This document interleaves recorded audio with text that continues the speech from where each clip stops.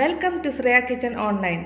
Shreya kitchen ഓൺലൈൻ്റെ പുതിയൊരു എപ്പിസോഡിലേക്ക് ഏവർക്കും സ്വാഗതം. ഇന്ന് നമ്മൾ ഉണ്ടാക്കാൻ പോകുന്നത് നെല്ലിക്ക അച്ചാറാണ്. വളരെ സിമ്പിൾ ആൻഡ് ടേസ്റ്റിയാണിത്. കുറച്ച് ഇൻഗ്രീഡിയൻസ് മാത്രമേ ഇതിന് ആവശ്യമുള്ളൂ. വളരെ എളുപ്പത്തിൽ ബിഗിനേഴ്സിനും ബാച്ചിലേഴ്സിനും ഒക്കെ ഉണ്ടാക്കാവുന്ന ഒന്നാണ്. അതിന് വേണ്ട ഇൻഗ്രീഡിയൻസ് അഥവാ ചേരുവകൾ എന്തൊക്കെയാണെന്ന് നമുക്ക് നോക്കാം. ഹായ് ഫ്രണ്ട്സ്, എല്ലാവർക്കും സ്വാഗതം. ഇന്ന് ഞാൻ ഉണ്ടാക്കാൻ പോകുന്നത് നെല്ലിക്ക അച്ചാറാണ്. വളരെ കുറച്ച് ഇൻഗ്രീഡിയൻസ് ഉണ്ടാക്കുന്നതാണ്. എൻ്റെ ചാനൽ നിങ്ങൾ ആരെങ്കിലുമൊക്കെ സബ്സ്ക്രൈബ് ചെയ്യാത്തവരുണ്ടെങ്കിൽ പ്ലീസ് അത് സബ്സ്ക്രൈബ് ചെയ്യുക. അതിനോട് തൊട്ടടുത്ത് കാണുന്ന ബെല്ലൈക്കണും പ്രസ് ചെയ്യുക. എങ്കിൽ മാത്രമേ നോട്ടിഫിക്കേഷൻ നിങ്ങൾക്ക് കിട്ടുകയുള്ളൂ. ഇനി നമുക്ക് എന്തൊക്കെയാണ് അതിൻ്റെ ഇൻഗ്രീഡിയൻസ് എന്ന് നോക്കാം. ഞാൻ എടുത്തിരിക്കുന്നത് 22 നെല്ലിക്കയാണ്. ഇത് നമ്മൾ വാങ്ങിച്ച് നല്ലപോലെ കഴുകി അതിൻ്റെ വെള്ളമെല്ലാം തൂത്ത് കളഞ്ഞിട്ട് ആവി കയറ്റി പുഴുങ്ങി ഇതുപോലെ കളർ മാറിക്കഴിയുമ്പോൾ ഒത്തിരി വേവ് ഒന്നും വേണ്ട, എടുത്ത് പിന്നെയും വെള്ളമെല്ലാം തൂത്തിട്ട് വെച്ചിരിക്കുന്നതാണ്. അത് കഴിഞ്ഞ് നമ്മൾ ഇതുപോലെ ഒന്ന് ചെറുതായിട്ടൊന്ന് വരഞ്ഞു കൊടുക്കണം. അപ്പോൾ ഈ എരിവും ഉപ്പും എല്ലാം അതിനകത്തേക്ക് കയറാൻ വേണ്ടി അങ്ങനെ വെച്ചിരിക്കുന്നതാണത്. 22 എണ്ണം ഉണ്ട്. പിന്നെയുള്ളത് ഒരു വലിയ കുടം വെളുത്തുള്ളി കൊത്തി അരിഞ്ഞ് വെച്ചിരിക്കുന്നു. ഒരു 1.5 ഇഞ്ച് വെളുത്തുള്ളി പിന്നെ കൊത്തി അരിഞ്ഞ് വെച്ചിരിക്കുന്നതാണ്. 1.5 ഇഞ്ച് ഇഞ്ചി കൊത്തി അരിഞ്ഞ് വെച്ചിരിക്കുന്നതാണ്. ഒരു 3 പച്ചമുളക് പഴുത്തതൊക്കെ ആയതുകൊണ്ടാണ് ഞാനത്. കൂടുതൽ മുളക് വേണ്ടവർക്ക് കൂടുതൽ എടുക്കാവുന്നതാണ്. ഒരു 2 തണ്ട് കറിവേപ്പിലയും ഓരോരുത്തരുടെ ഇഷ്ടം അനുസരിച്ച് കൂടുതൽ ചേർക്കാവുന്നതാണ്. പിന്നെ ഞാൻ എടുത്തേക്കുന്ന കാശ്മീരി മുളക് പൊടിയാണ്. 1.5 ടേബിൾ സ്പൂണാണ് എടുത്തിരിക്കുന്നത്. അത് ഉപയോഗിച്ചതിൻ്റെ കാരണം നല്ല കളർ കിട്ടാൻ വേണ്ടിയാണ്. പിന്നെയുള്ളത് ഒരു 3/4 ടീസ്പൂൺ ഉലുവാപ്പൊടിയാണ്.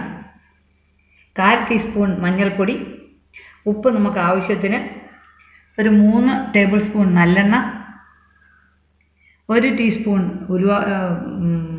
കായപ്പൊടി, ഒരു 4 ടേബിൾ സ്പൂൺ വിനെഗർ, 1 കപ്പ് ചൂടുള്ള തിളച്ച വെള്ളം. ഇത്രയാണ് നമുക്ക് ആവശ്യമുള്ളത്. നമുക്കൊരു പാൻ എടുത്ത് സ്റ്റൗവിൽ വയ്ക്കുക.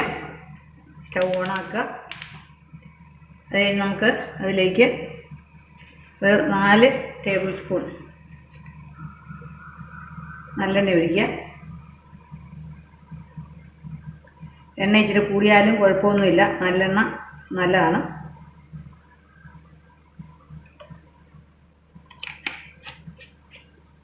അത് ചൂടായി കഴിഞ്ഞാൽ ചൂടാകട്ടെ.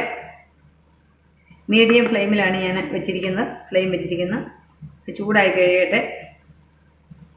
അപ്പം നമ്മുടെ എണ്ണ ചൂടായിട്ടുണ്ട്. നമുക്കിതിലേക്ക് ഈ നെല്ലിക്ക പെറുക്കിയിടാം.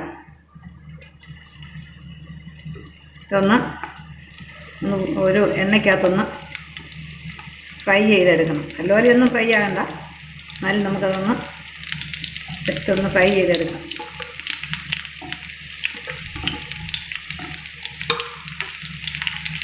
മീഡിയം ഫ്ലെയിമിലാണ്. മീഡിയത്തിൽ ഇച്ചിരി കുറഞ്ഞാലും കുഴപ്പമില്ല. മീഡിയത്തിൽ ഞാൻ കുറച്ചു. അത് പൊട്ടിത്തെറിക്കുന്നുണ്ട്. കാരണം ഈ നെല്ലിക്കകത്ത് വെള്ളം ഉണ്ട്. നമ്മൾ മുറിച്ച കാരണം ചെറുതായിട്ട് കീറിയാണ് അതിനകത്തൂടെ.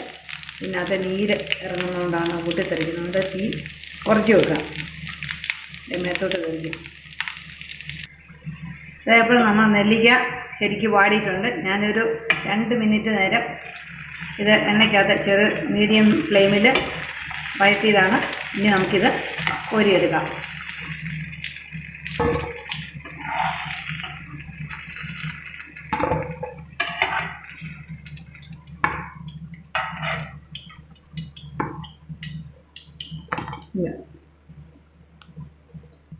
നമ്മൾ നെല്ലിക്ക വഴറ്റിയെടുത്തതിന് ശേഷം ബാക്കി വന്ന എണ്ണയാണ് ഇതിരിക്കുന്നത്. നല്ലൊരു ചൂടായ കിടക്കുന്നത്.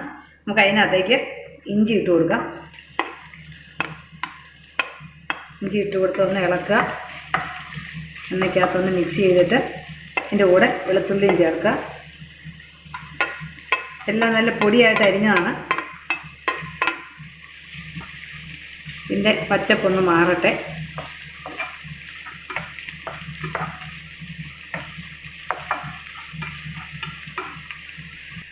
ഇപ്പം ഇഞ്ചിയുടെയും വെളുത്തുള്ളിയുടെയും ഒക്കെ കളറൊന്ന് മാറിയിട്ടുണ്ട്.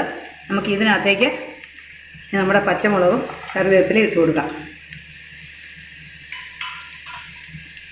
ഈ മീഡിയം ഫ്ലെയിമിലാണ് ഇത് വഴറ്റിക്കൊണ്ടിരിക്കുന്നത്. ഇത് കുറച്ചുകൂടെ വഴറ്റുക.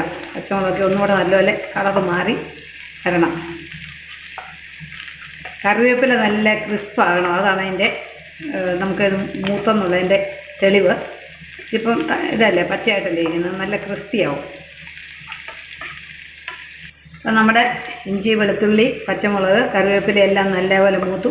ഇനി നമുക്ക് മസാലകൾ ചേർക്കണം. അതിന് വേണ്ടി തീ ഓഫ് ചെയ്യുക, അല്ലെങ്കിൽ അത് കരിഞ്ഞു പോകും. ശകലം ഒന്ന് മിക്സ് ചെയ്ത് കഴിഞ്ഞിട്ട് നമുക്ക് പതിയെ ഓരോ പൊടികൾ ചേർക്കാം. അപ്പോൾ ആദ്യമായിട്ട് ഞാൻ ചേർക്കുന്നത് മഞ്ഞൾപ്പൊടിയാണ്. 1/4 ടീസ്പൂൺ മഞ്ഞൾപ്പൊടി, 1.5 ടേബിൾ സ്പൂൺ കാശ്മീരി മുളക് പൊടി, 1/4 ടീസ്പൂൺ ഉലുവാപ്പൊടി,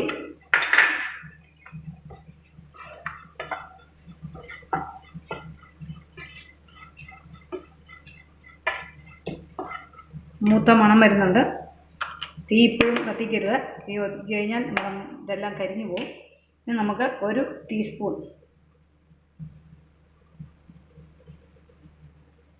കായപ്പൊടി ചേർത്തു നമുക്ക് ഇളക്കാം. ഇപ്പോഴൊന്നും തീ ഓൺ ചെയ്യരുത്. മുളക് എല്ലാം കരിഞ്ഞു പോയി കഴിഞ്ഞാൽ നമ്മുടെ അച്ചാറിൻ്റെ ടേസ്റ്റ് എല്ലാം പോവും. ഇപ്പോൾ തന്നെ നല്ല മൂത്ത മണം വരുന്നുണ്ട്, ചൂട് ഉള്ളതുകൊണ്ട്. ഇത് നമുക്ക് സ്റ്റൗ ഓൺ ചെയ്യാം. ഏറ്റവും ലോ ഫ്ലെയിമിലോട്ട് വെക്കണം. അത് കഴിഞ്ഞ് നമുക്ക് വിനാഗിരി ചേർക്കാനാണ്. ഇതിനകത്തേക്ക് ഒരു 4 ടേബിൾ സ്പൂൺ വിനെഗർ ചേർക്കുക.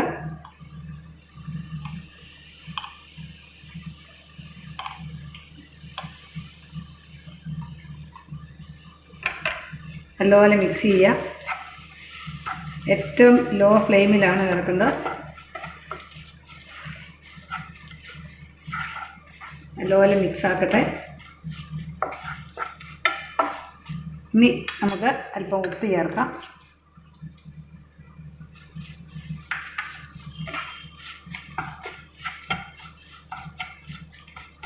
ഇനി അല്പം തീ കൂട്ടി വെക്കാം.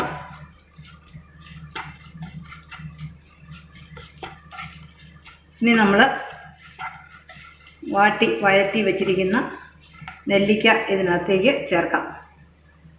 ഇനി നമുക്ക് ഇതിലേക്ക് നമ്മൾ വഴറ്റി വെച്ചിരുന്ന നെല്ലിക്ക ചേർത്ത് കൊടുക്കാം. മിക്സ് ചെയ്യുക. പതിയെ മിക്സ് ചെയ്താൽ മതി, തെറിച്ച് പോകാതെയൊക്കെ അരപ്പൊക്കെ ഇതിനകത്ത് നല്ലപോലെ പിടിക്കണം. അപ്പം നമ്മൾ അരപ്പെല്ലാം നെല്ലിക്കായിലേക്ക് പിടിച്ചിട്ടുണ്ട്. ഇനി നമുക്ക് തിളച്ച വെള്ളം ഒഴിച്ചു കൊടുക്കാം.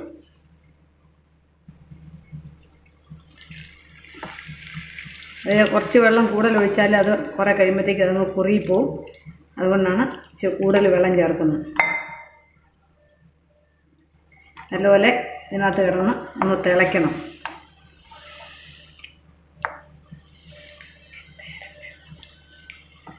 ഒരു കപ്പ് വെള്ളമാണ് ഞാൻ ഉപയോഗിച്ചത്. ഇത് കുറച്ച് തണുത്ത് കഴിയുമ്പോഴത്തേക്കും കുറുകിപ്പോവും.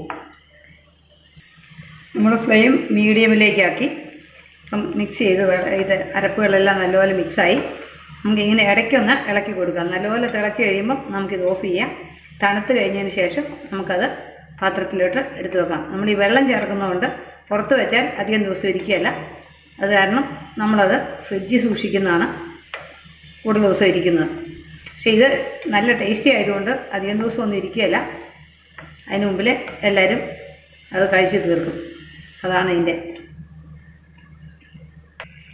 ഇപ്പോൾ നമ്മുടെ നെല്ലിക്ക അച്ചാർ നല്ലപോലെ തിളച്ച് തുടങ്ങി. ഒപ്പം അത് കുറുകയും ചെയ്ത് ഇനി നമ്മൾ ഏറ്റവും ലോ ഫ്ലെയിമിലേക്ക് വെച്ചു. ഓഫ് ചെയ്യാനുള്ള സമയമായി.